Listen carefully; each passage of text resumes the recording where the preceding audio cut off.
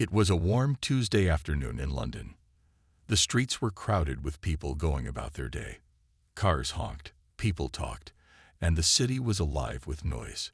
On one busy street corner, a large man named Mike sat on his shiny black motorcycle. He wore a leather jacket with many patches and had tattoos all over his arms. His face looked mean as he waited for the traffic light to change. Mike was known in the area as a troublemaker. He liked to rev his motorcycle engine loudly and scare people as they walked by. Today, he was in a bad mood because his girlfriend had just broken up with him. He wanted someone to feel as bad as he did. Across the street, an old woman named Martha walked slowly with her 3 small dogs. She was about 70 years old with gray hair tied in a neat bun. She wore a simple blue dress and comfortable walking shoes. The dogs were on thin red leashes, a tiny Yorkshire Terrier named Buddy, a brown Dachshund called Sausage, and a fluffy white Pomeranian named Snow. Martha loved her dogs very much. They were her only family since her husband died 3 years ago. "Come along, my darlings," Martha said softly to her dogs. "We need to get home before it starts to rain." The traffic light turned red, and cars stopped. Martha began to cross the street carefully with her dogs. As she walked, little Buddy, the Yorkshire Terrier, got excited by all the new smells and sounds. He pulled on his leash, moving a bit faster than Martha wanted. "Buddy, slow down," Martha called, but the little dog wasn't listening. Buddy's nose led him closer to Mike's motorcycle. The small dog sniffed curiously at the big shiny wheel. Mike looked down and saw the tiny dog near his expensive bike. His face turned red with anger. "Hey, old lady," Mike shouted. "Control your stupid dogs." Martha looked up, surprised and afraid. "I'm sorry," she said quickly, trying to pull Buddy back. "He's just curious." But Mike was already angry. He didn't want dog paw prints on his clean motorcycle. When Martha tried to reach for Buddy, Mike did something terrible. He pulled back his heavy boot and kicked at the small dog. His foot hit Buddy on the side, making the tiny dog yelp in pain and fear. The Yorkshire Terrier fell over and then scrambled to get up, shaking all over. "That'll teach it to stay away from my bike." Mike laughed loudly. His laugh was mean and cold. Martha gasped in shock. Her hands flew to her mouth. "How could you?" she cried. "He's just a little dog." People walking by stopped to see what was happening. Some pulled out their phones to record the scene. Others looked angry but were afraid to say anything to the big, mean-looking biker. "Keep your mutts away from my bike, old woman," Mike said, revving his engine loudly to scare the dogs more. All 3 dogs were now barking and hiding behind Martha's legs. She was trying not to cry as she bent down to check if Buddy was hurt. "Someone should call the police," a woman in the crowd said.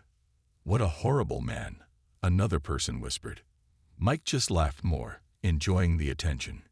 He didn't care that people were watching. He didn't care that he had hurt a small dog and made an old woman upset. He was about to say something else mean when a sleek black car pulled up nearby. No one noticed the car door open. No one saw the man who stepped out, not until he spoke. "Is there a problem here?" asked a deep, gravelly voice with a British accent. All eyes turned to the man who had just spoken. He stood beside the black car, dressed in a neat gray suit that fit his strong body perfectly. His head was shaved clean, and his face looked serious. Anyone who watched action movies would know who he was at once. It was Jason Statham, the famous movie star. Jason walked toward the scene with quick, sure steps. His eyes were fixed on Mike, who was still sitting on his motorcycle. The crowd began to whisper excitedly. Some people took pictures with their phones. No one could believe that a real movie star was here on their street. "I asked if there was a problem," Jason said again. His voice was calm but firm. He looked at Martha, who was still trying to comfort her scared dogs. Mike's smile faded when he saw who was talking to him. He recognized the famous actor right away. Mike tried to look tough, but his face showed that he was nervous. "No problem here," Mike said, trying to sound brave. "Just teaching this mutt a lesson for getting too close to my bike." Jason's eyes narrowed. He walked over to Martha and bent down to look at Buddy. The small dog was still shaking. Jason gently touched the dog's head, then stood up. "Did you kick this dog?" Jason asked Mike. His voice was now cold as ice. Mike laughed, but it sounded weak and forced. "It's just a stupid dog. What do you care?" Jason took a step closer to Mike. "These dogs happen to be very important to me," he said. "And you just kicked one of them." The crowd grew silent, watching the scene with wide eyes. Martha looked confused. She had never met Jason Statham before. Why was he saying her dogs were important to him? Jason turned to Martha with a gentle smile. "Are you all right, Mum?" he asked. The crowd gasped. Mum? Was this old woman really Jason Statham's mother? Martha was about to say something when Jason gave her a small wink. She understood right away and played along. "I'm fine, dear," she said, "but poor Buddy got kicked by this awful man." Mike's face turned white. Had he really just kicked Jason Statham's mother's dog? His hands began to shake on the motorcycle handles. "Look, man, I didn't know they were yours," Mike said quickly. "It was just a joke." "A joke?" Jason stepped even closer. "You think hurting a small dog is funny? You think scaring an elderly woman is a joke?" Mike tried to start his motorcycle, ready to speed away. But Jason was faster. In one smooth motion, like in his action movies, he reached out and took the keys from the motorcycle. "You're not going anywhere," Jason said. He held the keys in his fist. "Not until we sort this out properly." By now, a small crowd had gathered around them. People were recording everything on their phones. Mike knew he was in trouble. His face was red with shame and fear. "Please, give me back my keys," Mike begged. "I said I was sorry." "Sorry isn't good enough," Jason replied. He turned to the crowd. "Did anyone call the police?" A young woman stepped forward. "I did," she said. "They're on their way." Mike looked around desperately. He was trapped. The famous movie star was standing in front of him, holding his keys. The police were coming, and dozens of people were recording everything. "You can't do this," Mike said, his voice shaking. "It was just a dog."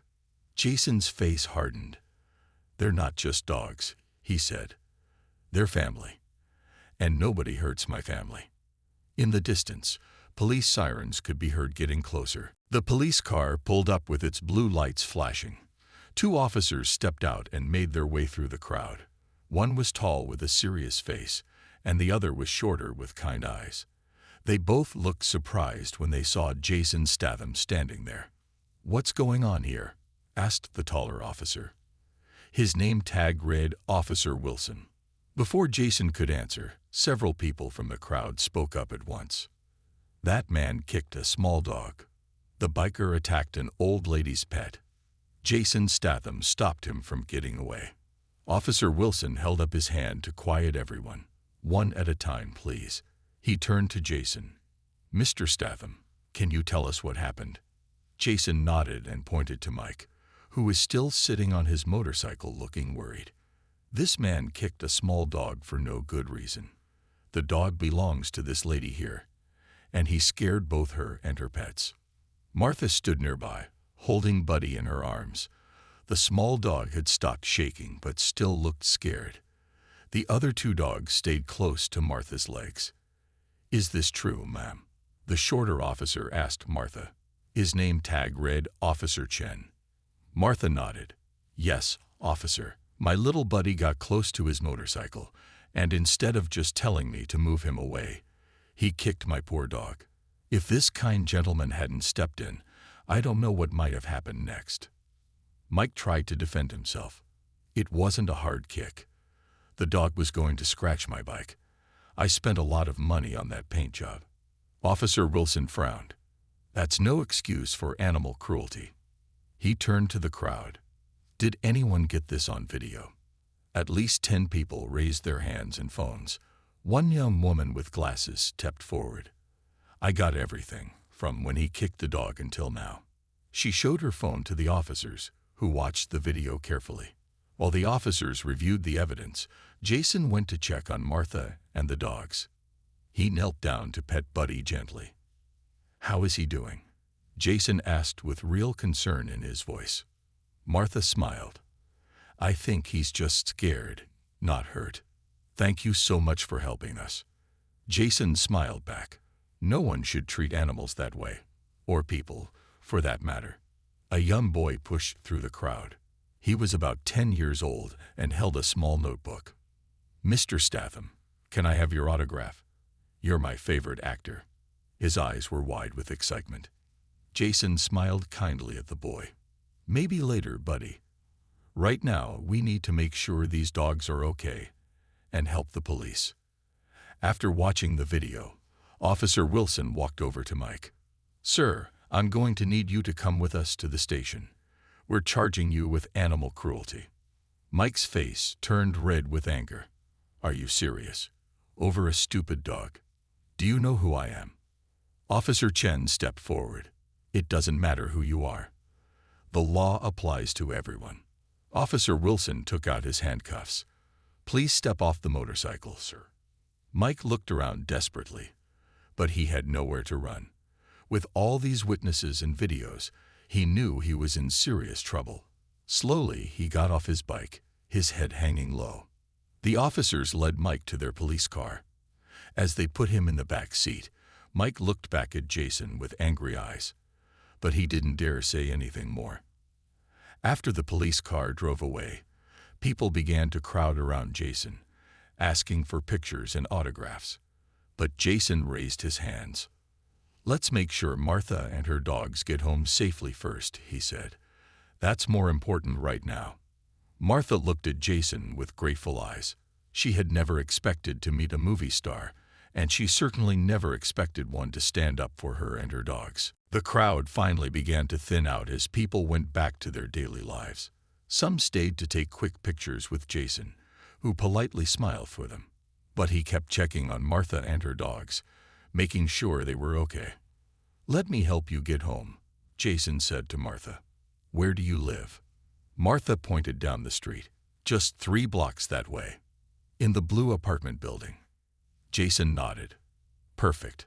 I'll walk with you." As they started walking, Martha looked up at the famous actor. "You didn't have to pretend I was your mother, but thank you. It was very clever." Jason smiled. Sometimes people only listen when they think someone important is involved. It shouldn't be that way, but that's how it is. Martha nodded sadly. "That's very true. Most days, people don't even notice me walking by with my dogs." As they walked, Jason carried little Buddy, who had calmed down and now seemed to enjoy being in the strong arms of the movie star. The other 2 dogs trotted happily beside Martha. "What are their names?" Jason asked, looking at all 3 dogs. "This little one you're holding is Buddy," Martha said. "The Dachshund is Sausage, and the white one is Snow." Jason laughed. "Great names. They seem like wonderful companions." "They are all I have," Martha said quietly. "My husband died 5 years ago. My children live far away and rarely visit. These little ones are my family now." Jason's face showed he understood. Sometimes the family we choose is more important than the family we're born into. They reached Martha's apartment building. It was old but well kept, with flower pots by the entrance. Martha stopped at the front door. "Would you like to come up for a cup of tea?" she asked. "It's the least I can do to thank you." Jason checked his watch. "I would love that," he said with a smile. Martha's apartment was on the 3rd floor. It was small but clean and filled with pictures. Many showed Martha with a kind-looking man who must have been her husband. There were also pictures of her dogs in funny costumes and poses. While Martha made tea in the tiny kitchen, Jason sat on her couch with all 3 dogs climbing on him. He laughed as they licked his face and tried to sit on his lap at the same time. "They've never taken to a stranger so quickly," Martha said, bringing 2 cups of tea. "They must know you're a good person." Jason took the tea with thanks. Dogs always know who to trust. That's why I like them better than most people. As they drank their tea, Jason noticed Martha looking worried. "What's wrong?" he asked gently. Martha sighed. "I'm afraid to walk my dogs now. What if that mean man comes back? What if there are others like him?" Jason thought for a moment. Then he put down his cup. "I have an idea," he said. "I'm filming a movie here in London for the next month. I have a friend who runs a security company. Maybe he could have someone check on you during your walks for a while." Martha's eyes widened. "Oh, I couldn't ask for that. It would be too much." "It's not too much," Jason said firmly. "And you're not asking. I'm offering." He took out his phone and made a quick call. After a short conversation, he hung up and smiled at Martha. "It's all set. Starting tomorrow, someone will meet you here at whatever time you usually walk your dogs. They'll keep an eye out, just to make sure you're safe." Tears filled Martha's eyes. "Why would you do this for a stranger?" Jason smiled and petted Buddy, who was now sleeping on his lap. "Because it's the right thing to do. And honestly, after today, I don't think we're strangers anymore." The next morning, at exactly 9 o'clock, there was a knock on Martha's door. She opened it to find a tall, friendly-looking woman with short black hair. She wore a simple black jacket and pants. "Good morning, Mrs. Clark," the woman said with a smile. "My name is Rachel. Mr. Statham sent me to walk with you and your dogs." Martha smiled, feeling relieved. "Oh, how wonderful. Please come in. I'm just getting the dogs ready." Inside, Buddy, Sausage, and Snow were already excited for their morning walk. They jumped around Rachel's legs, sniffing her curiously.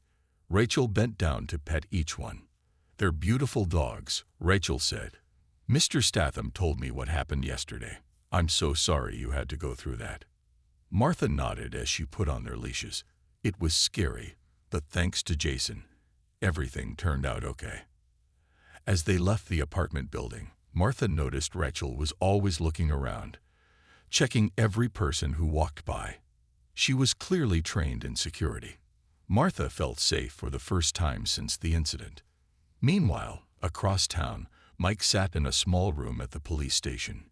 He had spent the night in a cell, and now he waited to find out what would happen to him. The door opened, and Officer Wilson walked in with a folder. "Well, Mr. Reynolds," Officer Wilson said, using Mike's last name, "you're in quite a bit of trouble." Mike looked down at the table. "It was just a stupid dog. I barely touched it." Officer Wilson opened the folder and took out some papers. "We have 23 videos from witnesses who say otherwise. And kicking a dog is animal cruelty, which is a serious offense." Mike's face turned red. "This is all because of that movie star. If he hadn't been there, nobody would care." Officer Wilson shook his head. "Wrong. People cared. That's why so many of them recorded what you did and called us. Mr. Statham just happened to be there too." Mike slumped in his chair. "So what happens now?" "You have a court date next week," Officer Wilson explained. "The judge will decide your punishment. It could be a fine, community service, or even jail time in serious cases." Mike's eyes widened. "Jail? For kicking a dog?" "Like I said, animal cruelty is a serious offense," Officer Wilson repeated. "And this isn't your first run-in with the law, is it, Mr. Reynolds?" Mike looked away. He had been in trouble before for fighting and vandalism. This would not look good for him. Back at the movie set, Jason was preparing for a fight scene. He wore black pants and no shirt, showing off his famous muscles. The director called for a 5-minute break, and Jason checked his phone. There was a message from Rachel. "Walk going well. Mrs. Clark and dogs are safe and happy." Jason smiled and texted back, "Thanks, Rachel. Let me know if you need anything." A crew member approached him. "Mr. Statham, there's someone here to see you." Jason looked up, surprised. He wasn't expecting visitors today. "Who is it?" "Says her name is Susan Reynolds. Claims she's the sister of the man you helped arrest yesterday." Jason's face turned serious. He put on a shirt and walked to the visitor area. A woman with tired eyes and messy blonde hair waited for him. She looked nervous. "Ms. Reynolds?" Jason asked as he approached. The woman stood up quickly. "Mr. Statham, thank you for seeing me. I'm Mike's sister. What can I do for you?" Jason asked, his voice careful. Susan twisted her hands together.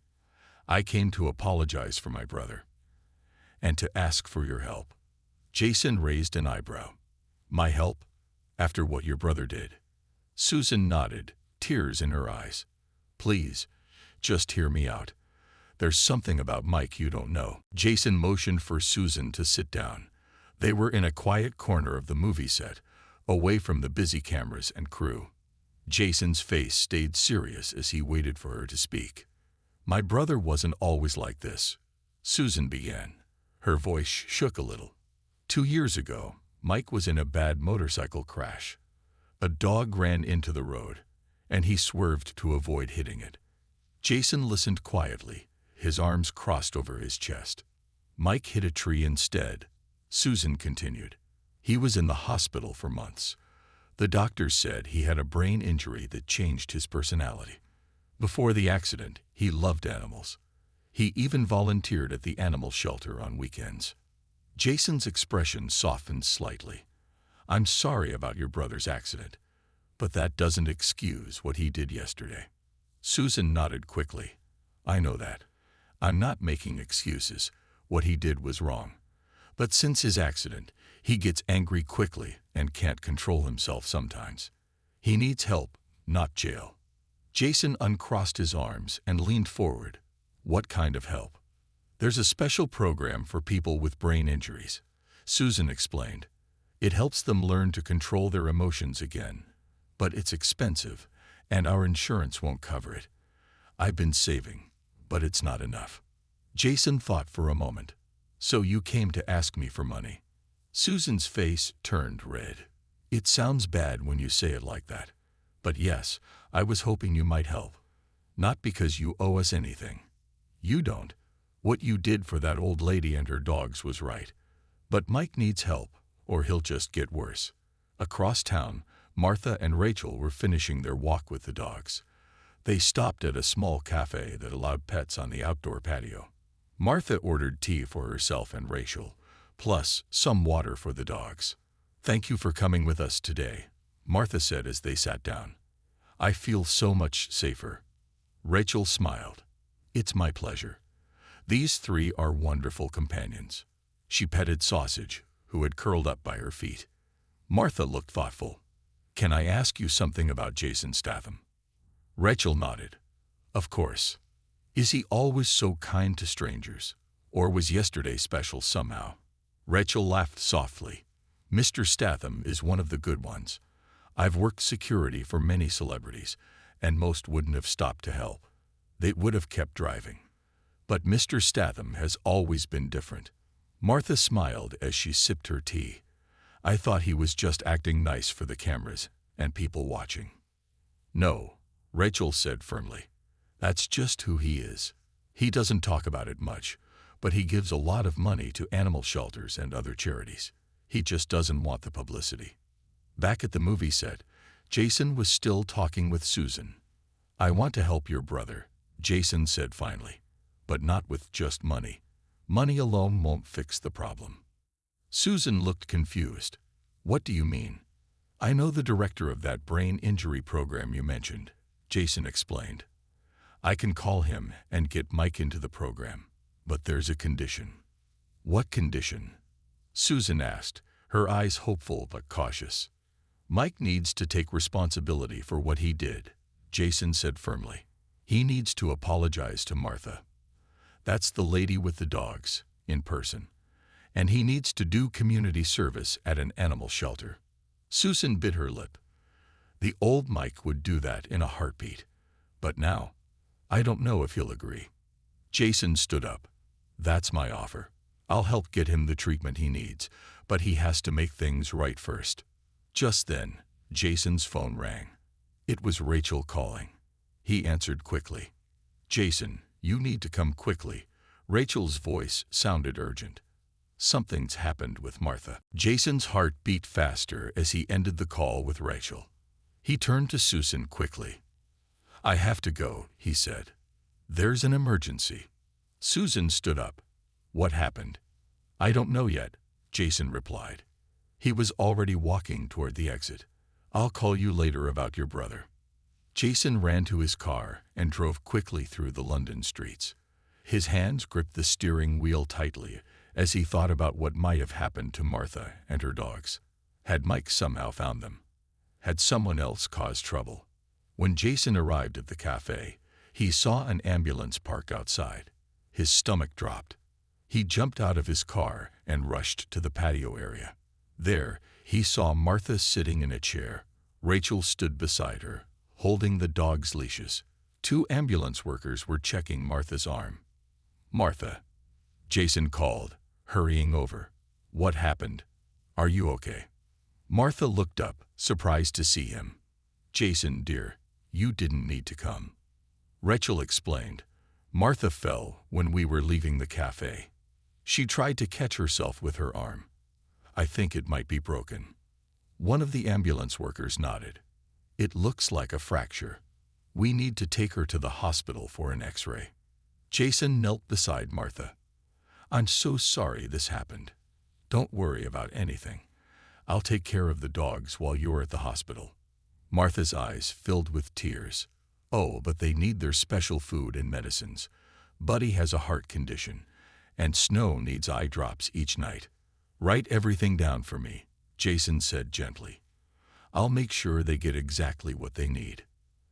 As the ambulance workers helped Martha onto a stretcher, Jason asked Rachel to stay with the dogs for a moment. He walked over to the ambulance.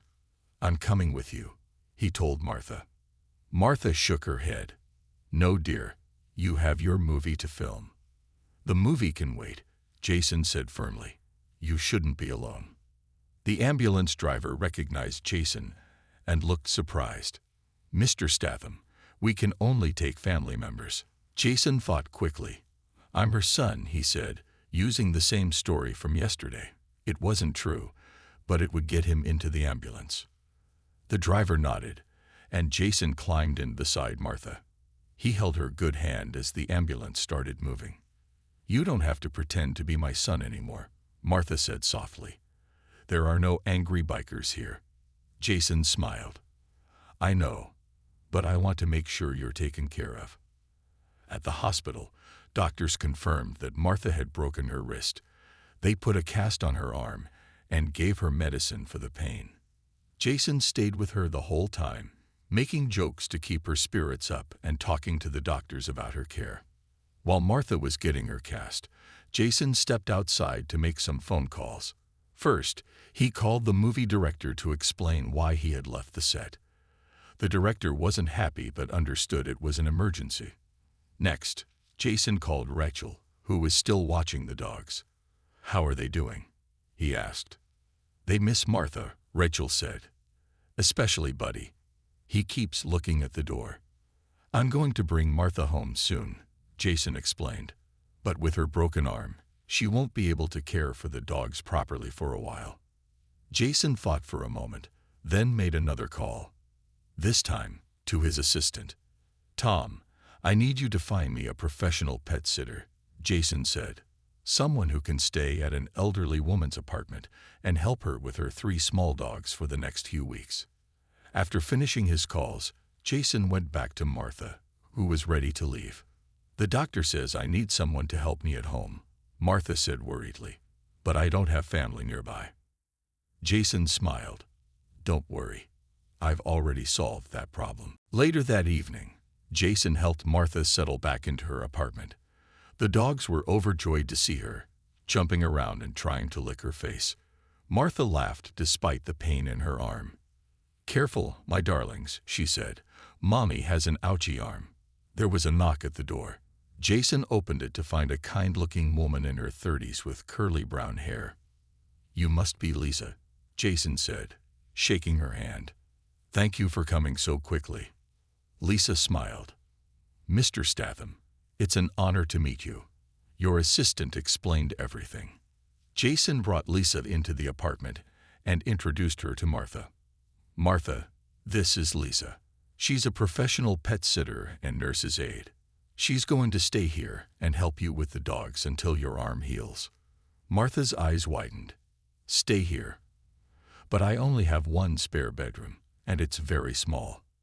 "That's perfectly fine," Lisa assured her. "I don't need much space. And don't worry about the cost," Jason added. "It's all taken care of." Martha started to protest, but Jason held up his hand. "Please, let me do this. You and your dogs have become important to me." While Lisa got settled in the spare room, Jason sat with Martha in the living room. The dogs curled up around them, happy to have everyone together. "You've done so much for me," Martha said. "How can I ever repay you?" Jason shook his head. "You don't need to repay me, but there is something I want to talk to you about." He took a deep breath. "It's about the man who kicked Buddy." Martha's face darkened. "What about him?" Jason explained everything Susan had told him about Mike's accident and brain injury. Martha listened quietly, stroking Sausage's fur with her good hand. "His sister came to me asking for help," Jason finished. "I told her I would help get him into a treatment program, but only if he apologizes to you first." Martha was quiet for a long moment. "You want me to meet the man who hurt my buddy?" "Only if you feel comfortable," Jason said quickly. "And Rachel would be here the whole time. Your safety is the most important thing." Martha looked at Buddy, who was sleeping peacefully on her lap. "The poor man has a brain injury," she said softly. "My late husband had a stroke before he died. It changed him too. He would say things he didn't mean." Jason waited, letting Martha process her thoughts. "I think I could meet him," she said finally, "if it helps him get the treatment he needs." Jason smiled. "You have a good heart, Martha." The next morning, Jason arrived at the police station. Mike was being released until his court date. Susan was there to pick him up. When Mike saw Jason, he looked down at the floor. "Hello, Mike," Jason said evenly. Mike mumbled something without looking up. Susan nudged her brother. "Mike, remember what we talked about." Mike finally looked at Jason. His face was different now. Less angry, more sad and tired. "I'm sorry for what I did," he said quietly. "I know it was wrong." Jason nodded. "I'm not the one you need to apologize to." "I know," Mike said. "Susan told me about the deal. I'll apologize to the lady and her dog, and I'll do the community service." Jason studied Mike's face. The man seemed sincere, but Jason was still cautious. "Martha has agreed to meet you tomorrow. But if you show any sign of anger, or if the dogs seem upset, the meeting ends immediately."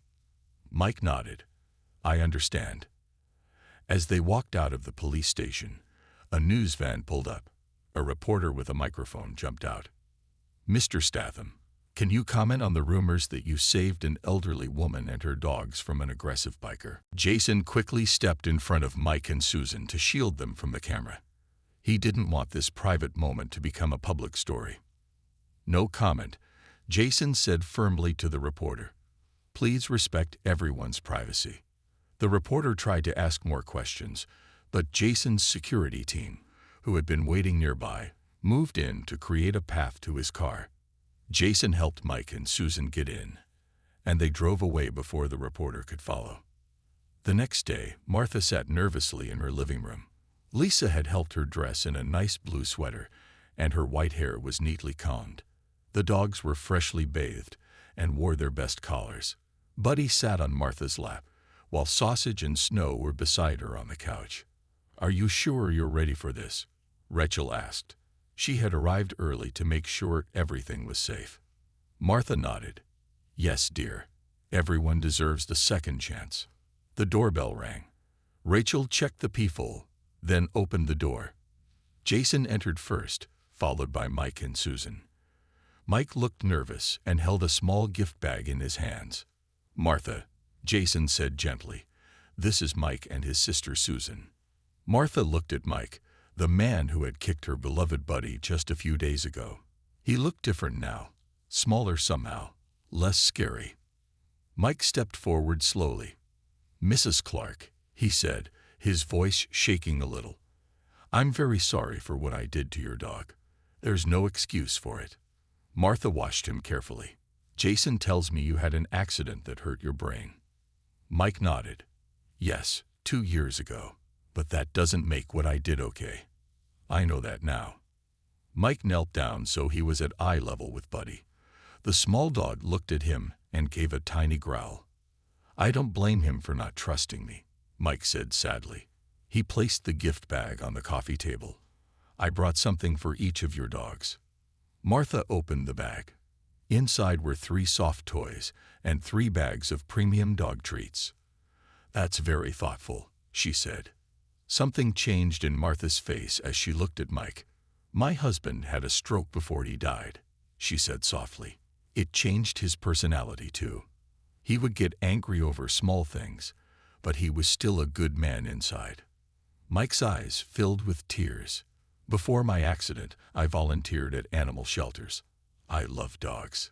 He wiped his eyes quickly. "I want to be that person again."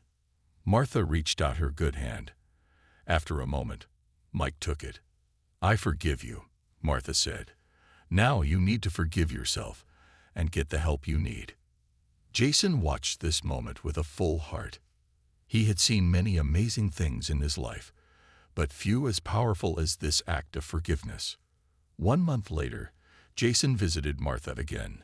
Her cast was off, and she was walking her dogs with Lisa's help. When Martha saw Jason, her face lit up.